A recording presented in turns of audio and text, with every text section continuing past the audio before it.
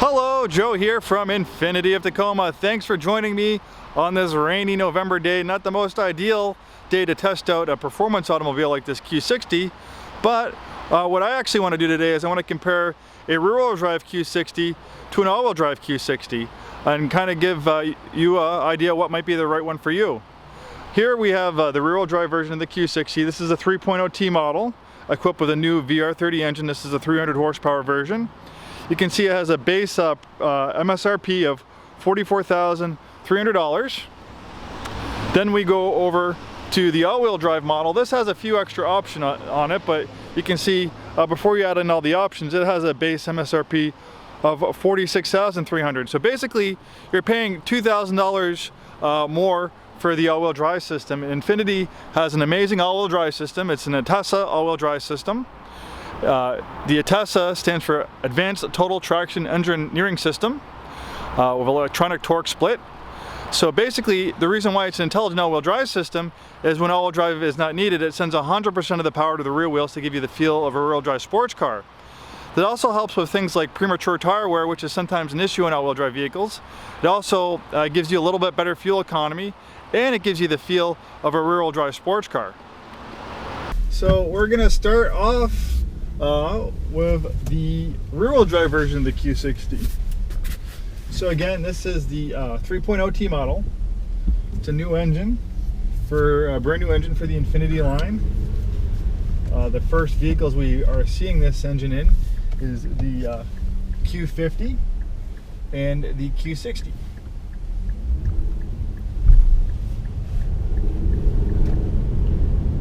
So we have a drive mode selector. I'm going to put it in sport mode, the sportiest setting.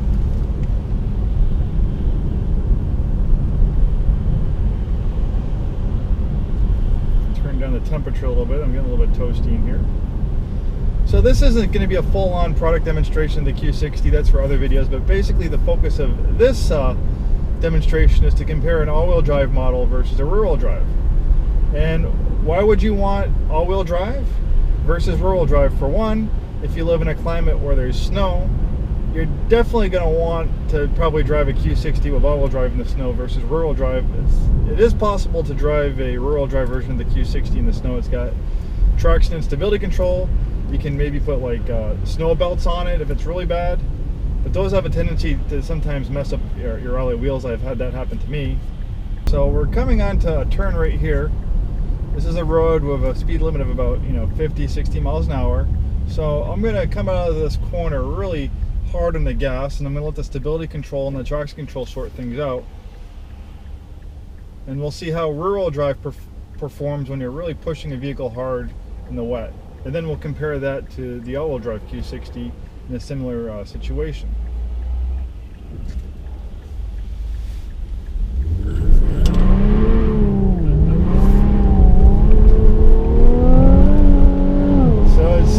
Finally, at about 60 miles an hour, I'm finally gaining traction. Alright, so we have the all-wheel drive version of the Q60. I'm starting off in sport mode, and I'm going to try to follow the same general route that I took before in the rear-wheel drive version, and kind of do the same test I was doing before, and see how this compares to the rear-wheel drive version. So all-wheel drive, it's about $2,000 more versus a comparable two-wheel drive version of the Q60. Adds a little bit of weight to the vehicle. It adds about 200 pounds in extra weight, but you gain an excellent all-wheel drive system that does great in wet and slippery conditions. It's called ATESA, which stands for Advanced Total Traction Engineering System. It has an electromagnetic differential. It sends electrical current through the differential to activate it. It activates that all-wheel drive system. So it activates it very, very quickly. It can go from rear-wheel drive to all-wheel drive in a matter of milliseconds. So it's not a fixed differential. Some all-wheel drive systems are fixed. They have a fixed split of power of maybe 60% back, 40% front. Well, Infiniti's all-wheel drive system, it operates generally in 100% rear-wheel drive mode, but when the rear wheel starts to slip, in a matter of milliseconds, almost instantly, it can send up to 50% of the vehicle's power to the front wheels. It also can split power from left to right using the stability control system. It almost acts like an electronic limited slip differential. Okay, so here we come to the same situation. I had the rear-wheel drive Q60.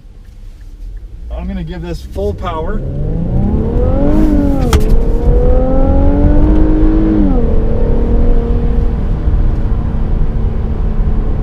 The lights just changed on me. It caught me mid-sentence, but I just gave it full power coming out of that corner, and it just gripped and went. It grips and goes. I didn't see the traction control light come on, so it was basically showing me that it was able to put most of that 300 horsepower to the ground without having to activate that traction control system. So whenever the traction control system is engaged, means that those wheels are being overwhelmed with power, so it's going to retard power until more traction is gained. And that's what saps your performance.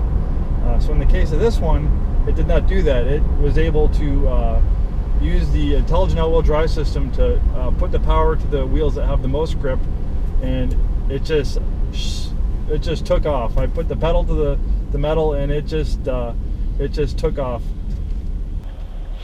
Better yet, let's try snow mode and see how that does in slippery situations. And again, this is the rear-wheel drive version of the Q60, which you probably wouldn't want to drive in the snow. If you live in an area where you get lots of snow and you plan on driving in the snow, you might want to spend the extra money and get the all-wheel drive. So I'm going to give it hard on the throttle in this corner, and that very different than sport mode. There was no wheel spin at all, no side-to-side movement. It is definitely ramping stuff in for the snow mode, versus sport mode, where it does allow you to have a little bit more fun. It's going to let you spin the wheels a little bit more, and it's going to let the vehicle go sideways a little bit more before the stability control system kicks in. So let's say you live like in Southern California, Arizona, Florida. If you live there, all-wheel drive probably is not going to make too much sense for you.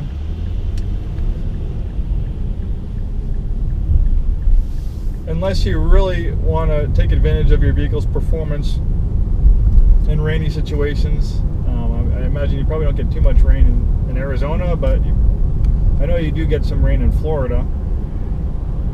So when you have a vehicle of 300 horsepower, or maybe even the Red Sport 400 horsepower version of the Q60, which you can get in all-wheel drive as well, in what situations the all-wheel drive is really going to improve your weather performance versus rear-wheel drive. But for the most part, if you live in an area that doesn't get a lot of rain or snow, generally rear-wheel drive is probably a great choice for you. You're going to save a little bit of money off the MSRP, and it's going to save a little bit of weight. The all-wheel drive system does add weight to the vehicle. It adds about 200 pounds. So we're going to go into this corner, hit the throttle hard. So again, right as I was taking the corner, I put the pedal all the way to the ground, and the car's computer system knew that if it let the full power go on, I'd basically do a 360. I would have slid sideways. And this is in standard mode now, so unlike sport mode, it did not allow a little bit of wheel slip. It did not allow a little sliding, little fun sliding going on. There's another corner. So going through that corner, I put the pedal to the metal. The computer stability control system basically controlled the application of power, not me. So it allowed me to go through that corner without the vehicle losing control at all. Normally, if you had a vehicle like this that didn't have a stability control system or traction control system, and I tried doing that, I would have probably slid right into the woods. So you can really see how these stability and traction control systems really make a huge difference as far as safety goes. And maybe 20 or 30 years ago, when vehicles weren't as powerful, it wasn't as necessary. But now, with vehicles making so much horsepower, they really do add a big safety net, especially for unexperienced drivers. Now they have these vehicles that you can buy, like the Challenger Hellcat, the Mustang Cobras, that make well over 600 horsepower. And unless you're a professional driver, even a 400 or 300 horsepower version of this car unless you're a professional driver and you don't have those safety nets in conditions like this, you can really get yourself into a lot of trouble.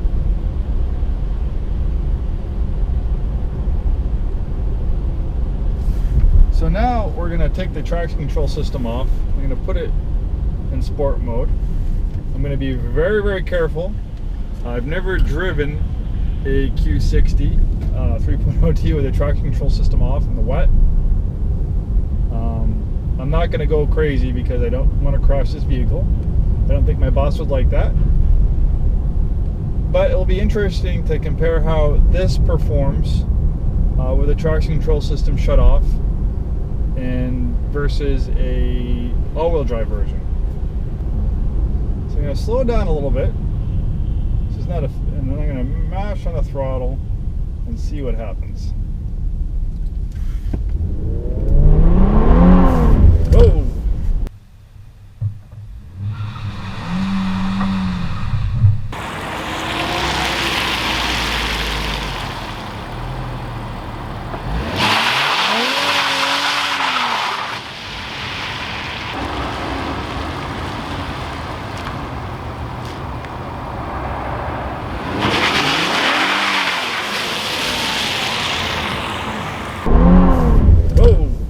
You see?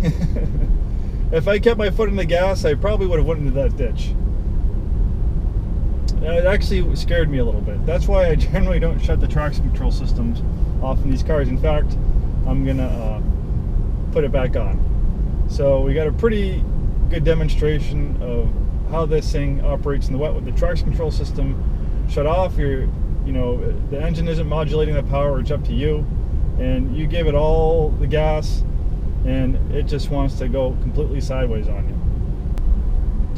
So the all-wheel drive system on this Q60 is called ATESA. It stands for Advanced Total Traction Engineering System.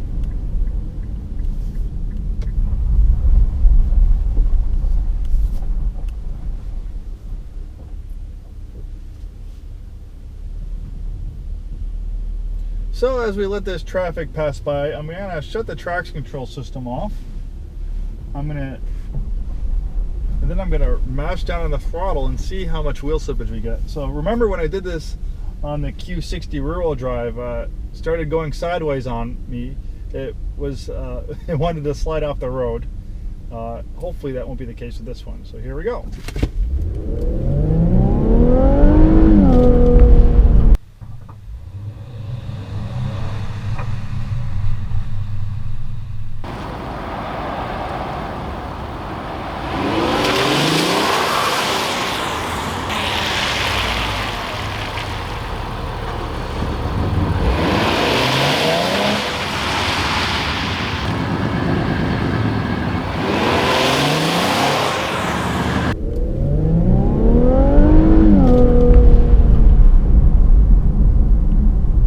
Just took off. Did not try going sideways on me, track straight. I just hammered the gas. Totally different scenario versus rear wheel drive.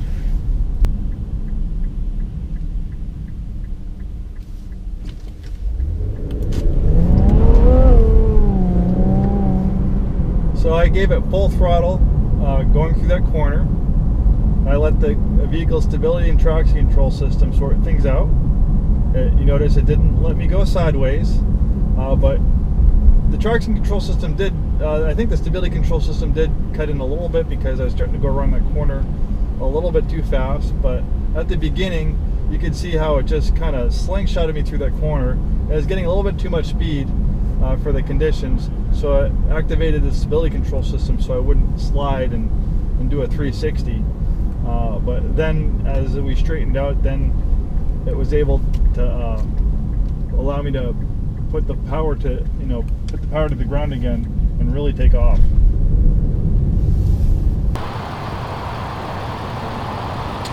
So which Q60 will be the perfect one for you?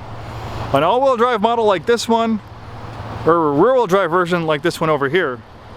In fact, that question could apply to many Infiniti products because almost all our Infiniti products are available with either rear-wheel drive or all-wheel drive. If you live in wet, slippery weather like we do have in the Pacific Northwest, where a good part of the year it's wet out and you value your performance, then you might want to opt for all-wheel drive. And if you drive in the snow, we're definitely gonna recommend all-wheel drive, because you're gonna do a lot better in the snow with Infiniti's all-wheel drive system versus rear-wheel drive. But perhaps you live in an area where you don't get snow, you don't get a lot of rain, you'll probably do just fine with rear-wheel drive. You're gonna save a little bit of weight. As I mentioned, the all-wheel drive system adds about 200 pounds to the weight of the vehicle. And you're also gonna save a little bit of money on the price, because a rear-wheel drive is about $2,000 less expensive than a comparable all-wheel drive. So if that applies to you, if you live in a dry area, you don't encounter snow, rear-wheel drive might be the perfect vehicle for you. But if it's wet and slippery where you live, you get snow, and you're especially opting for maybe the 300 or even the 400 horsepower red sport version of the Q60, well, 400 horsepower, even more so, all-wheel drive is going to really improve your performance and be a lot less scary in snowy conditions. Thank you very much for taking the time today to watch this video. Hopefully it was informative. Maybe if you're kind of deciding whether all-wheel drive or rear-wheel drive is right for you, this video was helpful. And obviously this is discussing Infiniti models, but there are many different makes and models out there that are available for rear-wheel drive and all-wheel drive. So maybe this will kind of shed a little bit of light onto you what might be the perfect powertrain for your driving style and the part of the country that you live in. Please like this video and subscribe to our channel. We'll definitely have more videos like this coming in the future. And hopefully it'll be very helpful and informative to you. Thank you so much. Hopefully we'll see you in our store very soon, and have a wonderful day.